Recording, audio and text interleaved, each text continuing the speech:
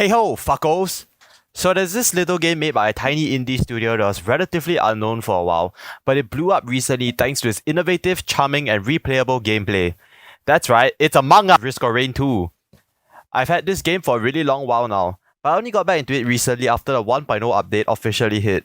And just like any other normal human being, I developed an unhealthy obsession with it to the point where I already threw my non-existent social life out the window and dedicated nearly every waking moment of my life to this game. But what even is Risk of Rain 2? You, the sexy and handsome viewer, might be asking. Well, to put it simply, Risk of Rain 2 is a roguelike third-person action shooter. You take on the role of one of the surviving members of a crash-landed cargo ship and are seemingly stranded on an alien planet with a thriving ecosystem full of beetles, jellyfish, and the spawn of Satan. So naturally, as you do, you commit mass genocide for cash, use the cash to feed your case-opening addiction, collect items to grow stronger, find a teleporter which spawns a boss, and pray to God you don't get your ass cheeks spread wide open before the teleporter finishes charging. Once the teleporter finishes charging, it brings you to another stage, where you repeat the exact same process over and over again until your eventual demise. Now, in an ordinary game, this might seem extremely boring and repetitive. But my sweet summer child, this is no ordinary game. Just like a good roguelike should, each run feels refreshingly different, and I think that's in part due to the sheer number of items you can get. I'll delve more into the items later, but in the early game most of the items manage to achieve the balance of making you significantly more powerful with each item collected, but not too broken to the point where each run becomes a breeze. Each map is also excellently crafted, although some maps are too wide and empty, which can make traversing them a little frustrating sometimes.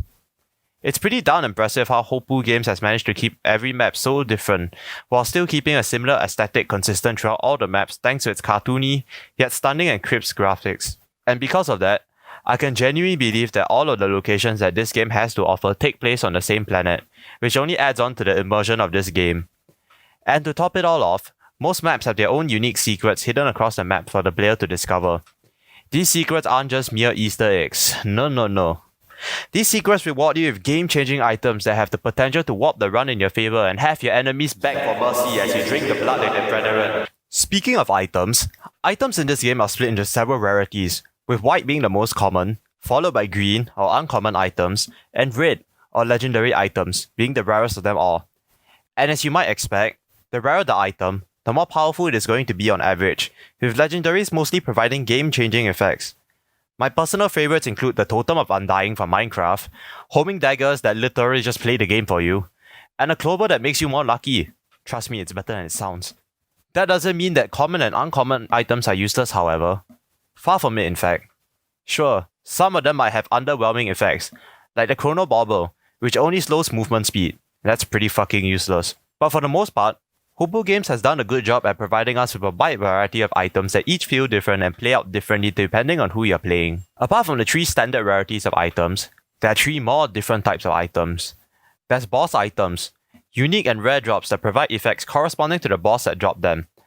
Like spawning a cute beetle doggo that fights for you, or turning you into a fucking nuke when your health is low. Equipment are items that take up a unique slot in your character, or survivors as they are referred to in this game.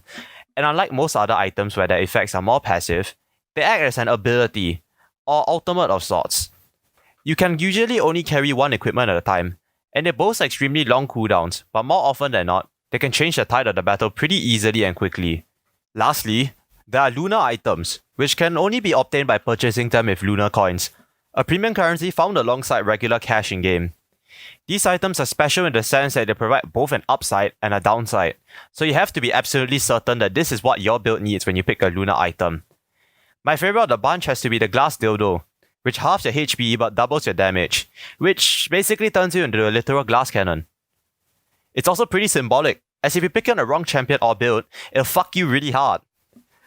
While I do like the way the items have been implemented in Risk of Rain 2, I can't help but feel that a lot of them are rather underwhelming, with the exception of some legendaries and lunar items. Now that's not to say that they're not interesting, or that they don't serve their purpose. In fact, for what Hopoo Games was going for, I'd say it worked pretty well. What I mean when I say underwhelming is with the lack of decisions you have to make in terms of item selection. Most items only give you flat out basic bonuses to your survivor, and yes, certain items can cause your playstyle to lean towards a different style. But rarely, if ever, do most items ever force you to reconsider whether you should be even picking them up at all. Because at the end of the day, even if the item doesn't really support your build, it's still a neat little bonus that doesn't really harm your survivor or force any sort of decision making in terms of item selection. The Lunar items are an evident exception to this rule, and while I do love them, even the selection of Lunar items are quite underwhelming, and more often than not, will directly fuck over your run instead of providing a high reward with a high risk. For example, there's a Lunar item called Corpse Bloom, an item that increases your healing by 50%, but makes it so that it will cover your health over time, 10% of your max health per second to be exact. Wooly, another Risk of Rain 2 YouTuber, made an excellent in-depth guide on why this item sucks more than a third-rate back alley prostitute. But basically, because of how fast-paced this game is, especially later on, healing over time is only gonna screw you over because of how quickly you could take damage. I know my criticism has some problems, if you can even call this a criticism, as I am by no means saying that the items are bad part of Risk of Rain 2 or pull down the quality of the game, as giving all items an evident upside and downside will cause Lunar items to lose their unique identity, and as previously mentioned because of how big of a clusterfuck the game is, forcing the player to make active complicated decisions on the scale of Lunar items will make the game extremely difficult or borderline unplayable. What I would like to see is for the introduction of some common and uncommon items with more synergistic effects, like maybe an item that boosts damage based on how much time you spend airborne, an item that reduces damage taken after falling for a certain height, or an item that gives you extra speed when you have shields or barriers active. Stuff that encourages more synergistic gameplay between items, instead of flat out basic boost to your survivor. Items can be obtained through a variety of means. There's your standard chest, the thicker chest which gives you uncommon items and higher, the vending machines, as I like to call them, which lets you choose between 1 or 3 items, adaptive chest, which randomly switches between a selection of items and lets you choose within that selection, and 3D printers, which allow you to exchange an item of similar rarity in exchange for another item.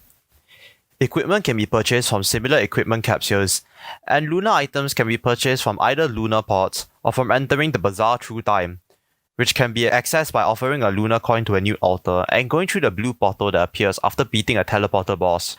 More items can be unlocked through accomplishing challenges, which are unique but still relatively easy to complete. Risk of Rain 2 offers a wide cast of colourful and quirky survivors to choose from. You have the Commando, your basic bitch vanilla soldier, Multi, a high fire rate tanky robot that can hold 2 equipments instead of 1, the Engineer, who's a support style survivor that can create shields, mines, and turrets, the Artificer, who's basically that one elemental character in every game, the Mercenary, who's literally just a samurai, the Captain, another support style survivor that focuses on summoning drones and orbital strikes, whatever the fuck this thing is, One Punch Man, the Alien Doggo, and my favorite, the Huntress. Why do I like the Huntress, you ask? I think her kit's neat. She's got a lot of mobility. She can also deal a lot of damage. The thing that's most impressive to me is that despite the wide roster of survivors that Risk of Rain 2 offers, not a single one of them seem to overlap with one another, and they have their own identity, which usually means that no 2 survivors play the same way, and that picking one survivor over another can result in a drastically different gameplay experience. A feat which I find genuinely impressive given how most roguelikes tend to focus more on the items, and not so much as the characters you play as. And the most important thing of all is that they're all fun. Except Commando, fuck you. The survivors may also have simplistic, but charming abilities and kits on the surface, but in actuality they offer a lot of depth, and even around 80 hours into the game, I'm still learning new things or discovering hidden synergies with most of the survivors. Given how varied each survivor is, it's almost impossible to not find a survivor that matches your ideal playstyle. If you like the idea of exchanging your health for powerful abilities, play Rex. If you like elemental mage characters and think micromanaging the timing of your abilities to your maximum potential, play the Artificer. If you hate fun, play the Commando. For those who may be slightly more seasoned with the game, you may see some tier lists floating around on which character is weaker or stronger than the rest. Personally, however, after playing and beating the game on every survivor, I think that most of them have their own unique niche and edge above the rest of them. While there are some that do slightly outclass the others, I think that for the most part, they all have a similar level of power, and you won't feel a significant power level decrease if you switch between survivors. Except Commando. I think at this point you can tell I really don't like the Commando. And even if you do get bored of a survivor's kit, you can complete other challenges in-game, which admittedly are usually harder to complete than the ones you need to do to unlock new items. To unlock alternate abilities, they can also change the way the survivor plays out. Then we have the enemies. A lot of them are direct ports of enemies from the first game, with a few new additions sprinkled in here and there. Just like the environments, the enemies also fully embraced and even benefited from the transition from 2D to 3D, thanks to the beautiful yet cartoony graphics, as well as its bright and vibrant color palette, creating a nice balance that lets the enemies simultaneously stand out from their environments, while never making them feel out of place or irregular. This design choice can be a double-edged sword, however, as due to the sheer number of enemies that appear later on, the screen can become pretty damn cluttered and messy visually, and combined with a butt-fuck ton of visual effects that your items already give off, it turns the game into literal action porn, and it can actually be pretty damn overwhelming for newcomers to PC games or just games in general. The greatest enemy in this game, however, is time.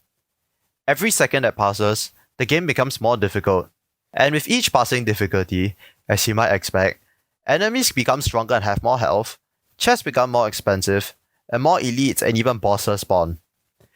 This places even more pressure on the player, as now, you have to juggle between economy management, time management, and surviving the fucking that you've been thrown into, which means that every decision has to be made in a split second, and if you mess up, it could very well cost you your entire run, especially in the early game. This mechanic can be easily screwed up, as if the difficulty increases too slowly, the game becomes exponentially easier and less challenging. If the difficulty increases too quickly, the game can just feel like cock block after cock block after cock block after cock block. Yet I feel that this is the part of the game that ties it all together.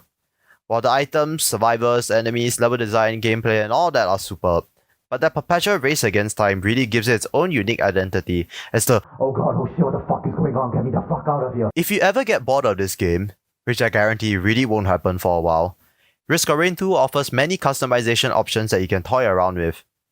Artifacts act as a sort of modifier that can flip the game around 180. My personal favorite artifacts to mess around with are Sacrifice, Swarm, and Command. The artifact of Sacrifice makes it so that items are dropped from mobs instead of chests. Swarm doubles the number of spawns of enemies but halves their health, and Command lets you choose the items that you can get from drops. But that ruins the fun of the game. It's a roguelike. Your items are supposed to be random. Well, yes, but I can also do this. Aside from these artifacts, there are also those that make the game more difficult if base monsoon isn't enough to tickle your message's balls. Stuff like summoning whiffs every time an enemy dies, doubling fall damage and making it lethal. Oh yeah, fall damage will never kill you in this game. Or enabling friendly fire for both allies and enemies. Simply put, artifacts give you the option to either make you feel like a god, or a tiny ant trying to survive a horde of starving anteaters. And personally, nothing's more distressing after a hard day of work or school, turning on Risk of Rain 2, and turning into an unstoppable force of nature. After that, you're still bored of the game. There's also mods. Oh, the mods. Many of today's greatest games would have not earned such a title if not for their mods. And while Risk of Rain 2 is already a great game on its own, the mods really ramp up the replayability a few notches. For a game that just left 1.0 less than 3 months ago at the time of this recording, the modding community is astonishingly active.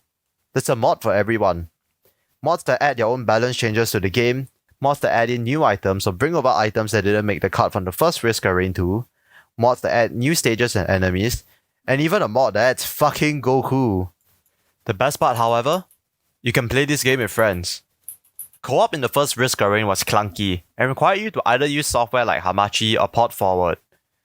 However, Risk of Rain 2 has built-in co-op features, and they work almost flawlessly. This game is pure mindless chaos with friends, and it's actually how I mostly played Risk of Rain 2. Yet, how Hoopu Games implemented co-op is the thing that most players, myself included, find the most frustrating and probably the biggest issue with the game. In co-op, loot isn't shared. Each player picks up their own individual loot, which will be fine, except that there's no proper way to drop items or properly split them among other players. Then, there's also the fact that once a player dies, there's no way to revive them or bring them back into the game until the teleporter is cleared and they move on to the next stage. Meaning that if a player dies early on and gets access to significantly less items, they don't have a way to catch up to the rest of the players in terms of power level, which results in them being significantly weaker during the next stage, increasing the risk of them dying again, repeating the cycle, and causing them to permanently lag behind, which results in a pretty shitty experience, not being able to play the game for most of the run. Besides this, however, co-op is still a really enjoyable experience and is personally one that I recommend you guys try if you haven't already. If there's one word I would use to describe Risk Arraign 2 in a nutshell, it would be replayable. It's simply a game that never stops being fun no matter how many times you boot it up, thanks to its smooth and crisp gameplay, semi-procedurally generated maps, and plethora of customization features. Given that Risk Arraign 2 is meant to be a roguelike, which is a genre that sells on its replayability, I think that is just a testament to how well made and designed Risk Arraign 2 is. And while it is certainly by no means perfect and does have its fair share of flaws, the upsides of this game far overshadow these problems. In fact, I wouldn't even call them problems, so much as they are nitpicks. My final verdict? Get this game already, and peer pressure your friends into buying it too.